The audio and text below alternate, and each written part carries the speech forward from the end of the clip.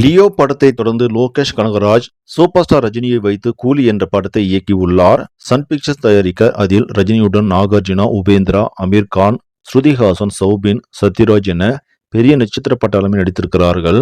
படத்தின் teaser, trailer மற்றும் பாடல்கள் வெளியாகி ரசிகர்கள் மத்தியில் நல்ல வரவேற்பை பெற்றுள்ளது. படம் வரும் 14ஆம் தேதி உலகம் முழுவதும் வெளியாக உள்ள நிலையில் படத்திற்கு ஏ சான்றிதழ் கிடைத்துள்ளது. தற்போது கூலி படத்தின் முதல் விமர்சனம் வந்துள்ளது.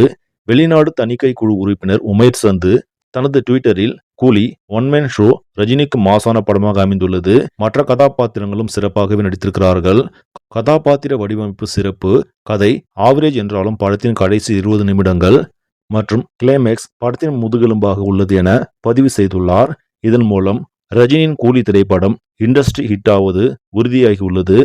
இந்த விமர்சனத்தை பார்த்து தற்போது ரஜினி ரசிகர்கள் உற்சாகத்தில் உள்ளனர். சரி, நம்மளே இந்த செய்தி உங்களுக்கு பிடிச்சிருந்தா லைக் பண்ணுங்க, ஷேர் பண்ணுங்க, மறக்காம நியூஸ் தமிழ் சேனலை சப்ஸ்கிரைப் பண்ணுங்க. நன்றி.